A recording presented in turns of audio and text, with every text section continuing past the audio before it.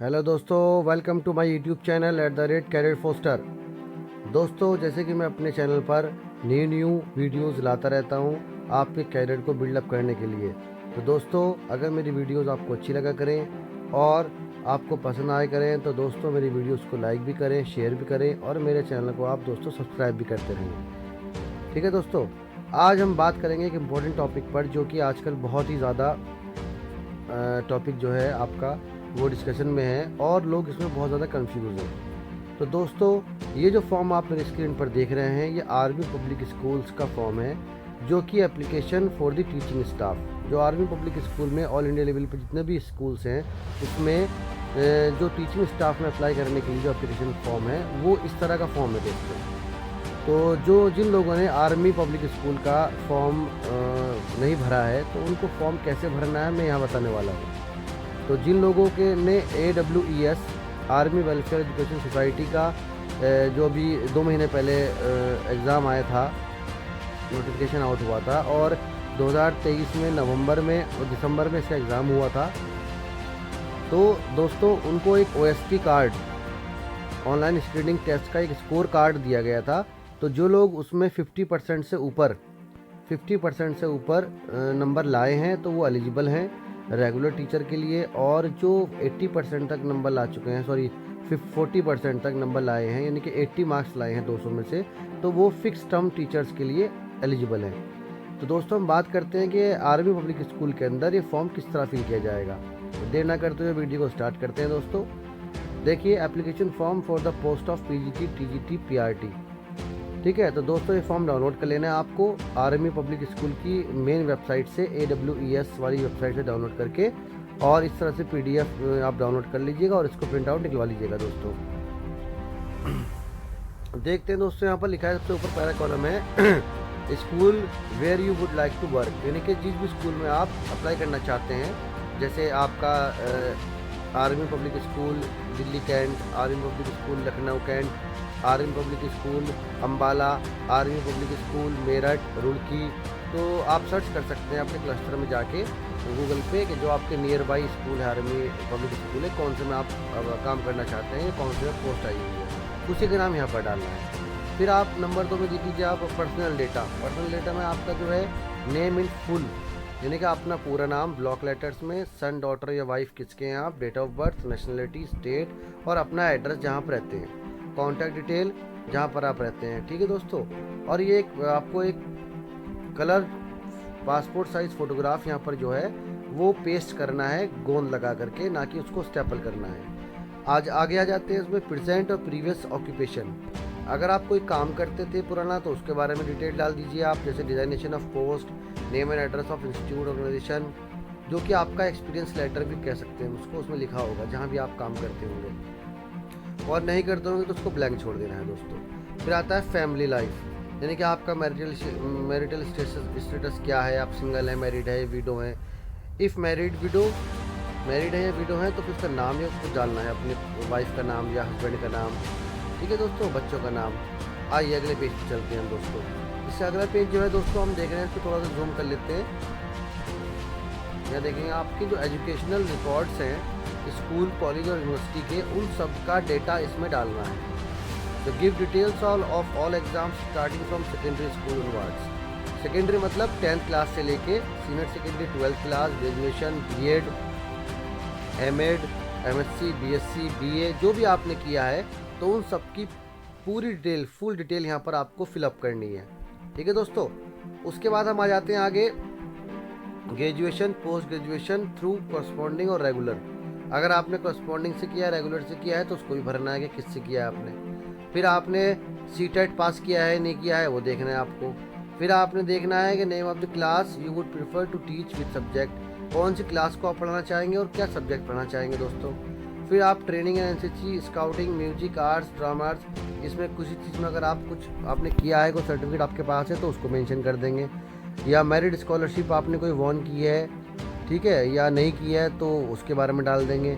Language you can read, right and speak fluently, आप Hindi, English, Urdu पढ़ते हैं या कोई भी लैंग्वेज इंडिया की पढ़ सकते हैं जो आपकी नेटिव लैंग्वेज है, उनके बारे में डाल देंगे, जिन भी 3 लैंग्वेज पे आपकी अच्छी कमांड होगी।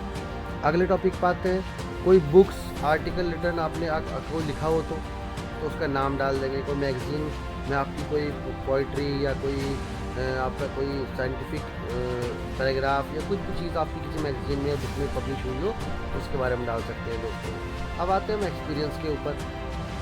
तो आपने पीजीटी के अगर पोस्ट के लिए अप्लाई कर रहे हैं तो पीजीटी का एक्सपीरियंस, टीजीटी के लिए अप्लाई कर रहे हैं तो टीजीटी का एक्सपीरियंस, यानी कि कब से कब तक आपने पढ़ाया है, कौन से स्कूल में पढ़ाया है या कॉलेज में पढ़ाया है, सब्जेक्ट कौन से पढ़ाए हैं, क्लास कौन सी पढ़ाई हैं और कितने बच्चे थे आपके, टोटल कितने साल का एक्सपीरियंस है। तो वो पीजीटी का अलग कॉलम है, टीजीटी का अलग है, पीआरटी का अलग है। ठीक है दोस्तों। इसके अलावा हम देख लेते हैं एप्टीट्यूड। तो subjects which you enjoy teaching most, कौन सा आप अच्छा पढ़ा सकते हैं उस सब्जेक्ट का नाम डालेंगे। अदर एरिया, यानी कि जो और कौन से आपके इंटरेस्ट के जो एरियाज़ हैं उनका नाम डाल सकते हैं। आइए अगले पेज पे चलते हैं दोस्तों। उसके क्या आप स्पोर्ट्स में, इंडोर या आउटडोर गेम्स में बॉयज़ और गर्ल्स में जो हैं आप इंटरेस्टेड हैं, या आप which major games do you play, कौन सा आप बड़ा गेम जो है पसंद करते हैं उसके बारे में डाल देंगे आप। फिर उसके बाद आता है हेल्थ, यानी कि किस तरह की हेल्थ आप रखते हैं, अपनी फिटनेस कैसी है आपकी, आप डिफरेंटली एबल्ड तो नहीं है, कोई आपकी कमी तो नहीं है, कुछ चोट तो नहीं लगी थी, तो सारी बात आप इसमें डिटेल में फिलअप कर देंगे। उसके बाद आता है दोस्तों को करिकुलर एक्टिविटीज़ या गेम्स एंड स्पोर्ट्स, आपको दिख रहा होगा यहाँ पर दोस्तों। तो व्हाट को curricular activities can you teach, यानी कि कौन कौन सी स्पोर्ट्स गेम्स में आप जो है सिखा सकते हैं किसी बच्चे को। उसके बाद है कंप्यूटर नॉलेज, यानी कि आपके पास separate sheet can be add, आप तो एक सेपरेट शीट ऐड कर सकते हैं कंप्यूटर नॉलेज के लिए। Have you done any degree diploma in computer, give detail yes. Any experience on working on computer, yes. कोई अगर आप है, आपके पास है इन चीज़ इस तरह के सर्टिफिकेट्स तो आप उसमें ऐड कर सकते हैं, अलग से पेज भी शीट ऐड कर सकते हैं। ठीक है दोस्तों। हम देख लेते हैं इसका अदर एक्टिविटीज़ कौन कौन सी है। अदर एक्टिविटीज़ जो है इसकी, जैसे answering please indicate personal characteristics interest, तो आपकी जो पर्सनल कैरेक्टरिस्टिक्स हैं, आदतें हैं, हैबिट्स हैं, इंटरेस्ट हैं, तो वो सब इसमें आप फुल कर सकते हैं इन कॉलम्स को। ठीक है। अब कोई दो मेजर नेम देने हैं रेफरेंस के, जहाँ से आपको पता लगा है कि भाई ये फॉर्म कैसे निकले, कहाँ से निकले, तो उनका नाम और एड्रेस आप यहाँ डाल सकते हो। ठीक है दोस्तों। उसके अलावा लिखा है इसमें कि भाई आपके पास जो है वो I have not been selected at the CSB interviews held at, तो आप किसी इंटरव्यू में सिलेक्ट हुए नहीं हुए, या आपके पास स्कोर कार्ड है तो उसके बारे में भी कर देंगे आप। अगला आता है एग्रीमेंट। तो एग्रीमेंट में सिर्फ आपको ये नीचे साइन करना है दोस्तों, कुछ नहीं करना है। अब मेन बात आती है दोस्तों कि इस फॉर्म को फिलअप करने के बाद करना क्या है।